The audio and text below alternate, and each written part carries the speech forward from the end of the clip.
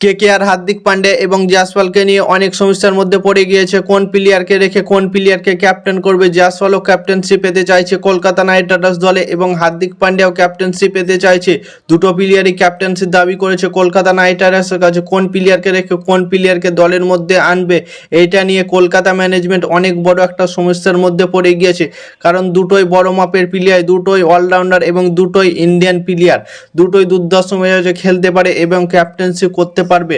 সেই দিক থেকে যদি দেখতে যাওয়া যায়, হার্দিক পান্ডের কাছে অনেক এক্সপিরিয়েন্স আছে ক্যাপ্টেন্সি করার, কারণ অনেক দিন সে ক্যাপ্টেন্সি করেছে। গুজরাট টাইটেলকে 2 বছর সে ফাইনালে নিয়ে গেছিল আইপিএলে এবং 1 বছর চ্যাম্পিয়নও করেছিল এবং 1 বছর রানার্স হয়েছিল।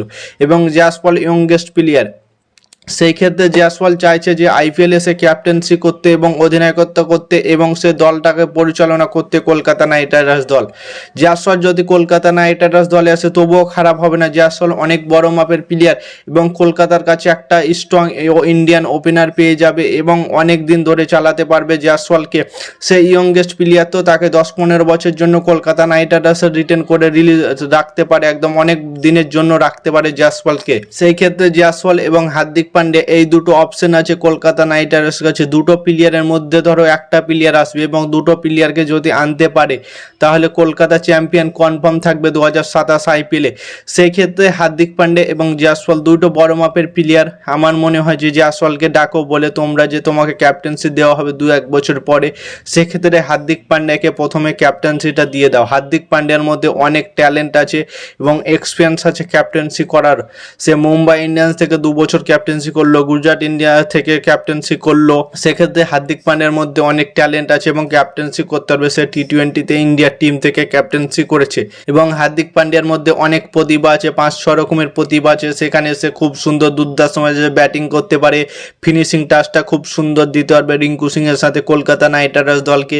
এবং আর একটা কথা যদি বলি, সে দুর্দান্ত ম্যাচে বল করতে পারে। সে একজন ইন্ডিয়ান অলরাউন্ডার প্লেয়ার, ক্যামেরন গ্রিনকে রিলিজ করে দিতে পারে। সেক্ষেত্রে আন্দ্রে রাসেলের একবারে হেড টু হেড পুরা রিপ্লেসমেন্ট আসবে হার্দিক পান্ডিয়া রূপে ক্যাপ্টেন পাবে। এবং এই হার্দিক পান্ডিয়া যদি কলকাতা নাইট রাইডার্স দলের সাথে কলকাতা পুরো প্লেইং 11ই চেঞ্জ হয়ে যাবে। সেক্ষেত্রে হার্দিক পান্ডিয়া যদি দলের মধ্যে আনে তো জয়সওয়ালকে আনা একটু ডিফিকাল্ট হয়ে যাবে, কারণ জয়সওয়াল ক্যাপ্টেন্সির জন্য কলকাতা নাইট রাইডার্স দলে আসতে চায়।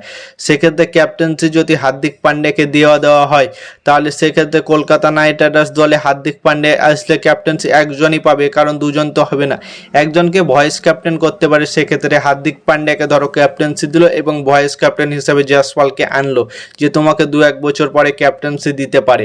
সেক্ষেত্রে কলকাতা নাইট রাইডার্সের প্লেইং 11 কেমন হবে দেখো। ভিনিয়ানের সাথে জয়সওয়াল ওপেনিং করবে, দুজনে দুর্দান্ত ম্যাচে খেলতে পারে। দুটো প্লেয়ার যদি পায় 6 ওভার টিকে যায়, 6 ওভারে 110-15 রান ইজিলি ভাবে করে দেবে। দুজনে ভিনিয়ান কেমন দুর্দান্ত ম্যাচে খেলতে পারে এবং ওয়ান হ্যান্ডেড সাইডের ম্যাচ জিতিয়েছে অনেকগুলো 2026 আইপিএলে।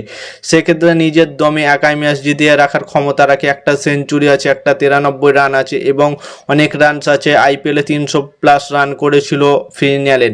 সেক্ষেত্রে জয়সওয়ালও অনেক কনসিস্টেন্ট প্লেয়ার এবং জয়সওয়ালের কাছে অনেক প্রতিভা আছে এবং 2022-23 এসে এত দুর্দান্ত ম্যাচে খেলেছিল। এখন বৈভব সূর্যবংশী এসেছে বলে রাজস্থান দল থেকে তাকে জয়সওয়ালের অতটা ভ্যালু পাচ্ছে না। না হলে জয়সওয়ালও 2022-এ 13 বলে 50 করেছিল এবং রেকর্ড করেছিল। সেক্ষেত্রে কলকাতা নাইট রাইডার্স দলে ভিনিয়ান এবং জয়সওয়াল ওপেনিং করতে এলে দুর্দান্ত ম্যাচে ওপেনিং করবে। 3 নম্বরে থাকবে আঙ্কিশ রঘুবংশী, 4 নম্বরে থাকবে রাচিন দাবিন্দাকে রাখতে পারো 4 নম্বরে। ধরো ইন্ডিয়ান প্লেয়ার জয়সওয়ালকে খেলাচ্ছ, তার জন্য রাচিন দাবিন্দাকে 4 নম্বরে খেলাতে পারো।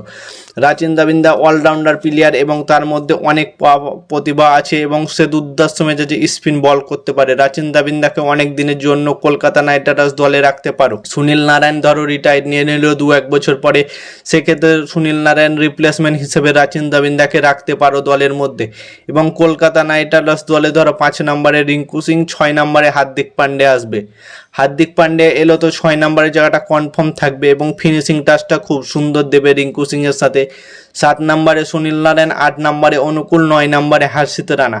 খুব সুন্দর একটা অলরাউন্ডার পারফরমেন্স থাকবে এই টিমের মধ্যে। কলকাতা নাইট রাইডার্স যদি এই প্লেইং 11 নিয়ে মাঠে নামতে পারে তো অলরাউন্ডার পারফরমেন্স দেখে কি বলবো তোমাদের। এবং বোলিংয়ে থাকবে হর্ষিত রানা, বরুণ চক্রবর্তী, কার্তিক তোগি, এই 3টে ফাস্ট বোলার থাকবে এবং বরুণ চক্রবর্তী তো স্পিন বোলার, সুনীল নারায়ণ, রাচিন দাবিন্দা এবং অনুকূল রয়, এই চারজন মিলে স্পিন অ্যাটাকটাকে কলকাতা নাইট রাইডার্সের কন্ট্রোল করবে। এবং ফাস্ট বোলিংয়ে থাকবে হর্ষিত রানা থাকবে, তারপরে হার্দিক পান্ডিয়া থাকবে, কার্তিক তোগি আছে, তারপরে উমরান মাল্লিক আছে। এরা ফাস্ট বোলিং অ্যাটাকটাকে আনতে পারবে। ও এই প্লেইং 11 নিয়ে কলকাতা নাইট রাইডার্স যদি 2027 আইপিএলে মাঠে নামতে পারে কনফার্ম চ্যাম্পিয়ন থাকবে। এবং তোমাদের মতামত কি কমেন্ট করে জানাও, জয়সওয়াল না হার্দিক পান্ডিয়া কোন প্লেয়ারটাকে কলকাতা নাইট রাইডার্সের ক্যাপ্টেন্সি করা দরকার। এবং কেকেআরের নতুন আপডেট পেতে চ্যানেলটাকে সাবস্ক্রাইব এবং ফলো করতে ভুলো না। ততক্ষণের জন্য টাটা, বাই বাই, জয় হিন্দ।